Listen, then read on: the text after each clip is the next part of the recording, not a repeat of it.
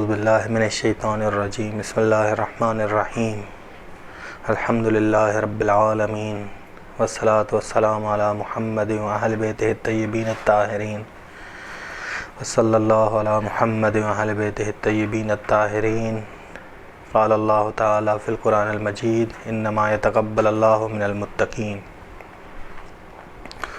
اگر بندہ جو سالک اللہ ہے عمل صالح انجام دے، خداوند عالم اسے عیدی دیتا ہے۔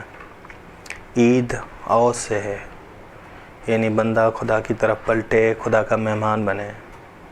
ماہ مبارک رمضان میں انسان خدا کا مہمان بنا، میزبانی کے ادب کا مشاہدہ کیا، خدا نے اسے عیدی دی، اس کے روزے، نمازیں، عبادتیں قبول ہوئیں۔ اسی طرح ماہ ذوالحج میں حاجی جو خدا رحمان کا مہمان ہے، میزبان کا حق ادا کرے، 10ویں کے دن سر منڈوانے کے ذریعے احرام سے باہر نکلتے ہیں، اس وقت خدا ان کو عیدی دیتا ہے۔ جو خدا کے مہمان نہیں بنے، حج کی توفیق انہیں حاصل نہیں ہوئی، تو اپنے سرزمین میں خدا کے لیے قربانی کریں تاکہ خدا کی خوشنودی حاصل ہو، ان کو خدا ان کو بھی عیدی دے۔ بس جس طرح کعبہ انسان کی خواہشات نفسانی کی قید سے انسان کو آزاد کرتا ہے، اسی طرح ہم جب قربانی کریں تو ہم خواہشات نفسانی کی قید سے آزاد ہوں۔ ہمیں مال کی محبت سے، دنیا کی محبت سے ہم آزاد ہو جائیں گے، قربانی ہمیں آزاد کرے اور ہم اعلان کریں کہ خدا تو ہمیں سب سے زیادہ محبوب ہے، تو ہمیں سب سے زیادہ محبوب ہیں۔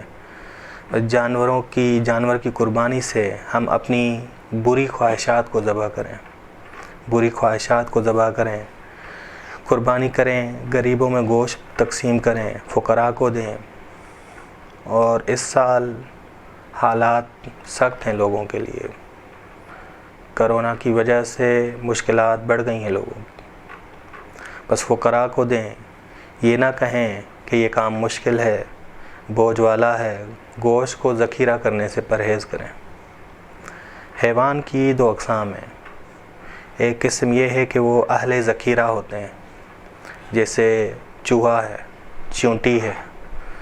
ایک قسم یہ ہے کہ وہ اہل ذخیرہ نہیں ہے، جیسے کبوتر ہے، تیتر ہے، یہ اہل ذخیرہ نہیں ہے۔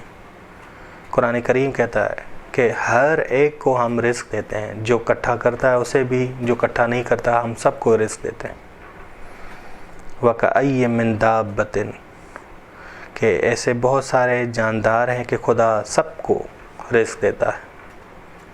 بس قرآن کہتا ہے کہ تم لوگ چوہے کی مانند نہ بنو، کہ اہل ذخیرہ بنو، چوہے کی مانند نہ بنو، بلکہ کبوتر اور تیتر کی مانند بنو۔ خدا کہہ رہا ہے کہ ہم چوہے کو بھی رزق دیتے ہیں، کبوتر کو بھی رزق دیتے ہیں، تیتر کو بھی رزق دیتے ہیں، بس تم اہل ذخیرہ نہ بنو۔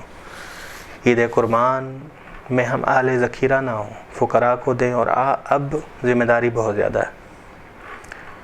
بس عید قربان مسلمانوں کی عید ہے، کہ ہم کہتے ہیں للمسلمین عیدا۔ قربانی کرنے سے انسان تقویٰ تک پہنچتا ہے۔ خداوند عالم نے قربانی کے لیے فرمایا ہے کہ وَلَٰكِن يَنَالُهُ التَّقْوَىٰ مِنْكُمْ، خدا تک تقویٰ پہنچتا ہے، خدا تک تقویٰ پہنچتا ہے۔ خدا تک قربانی کا گوشت یا کھال نہیں پہنچتی، بلکہ تقویٰ پہنچتا ہے۔ وَلَٰكِن يَنَالُهُ التَّقْوَىٰ مِنْكُمْ، یا جناب حابیل کے لیے آیا جنہوں نے قربانی دی، انما یتقبل اللہ من المتقین، سورہ فاطر میں آیا، الیہ یصعد الکلم الطیب، پاکیزہ بات اس تک پہنچتی ہے، بلندی تک جاتی ہے۔ بس کیسے ممکن ہے کہ تقویٰ خدا تک پہنچے اور متقی خدا تک نہ پہنچے؟ جب وصف بلندی تک پہنچی ہے تو موصوف بھی تو بلندی تک پہنچتا ہے۔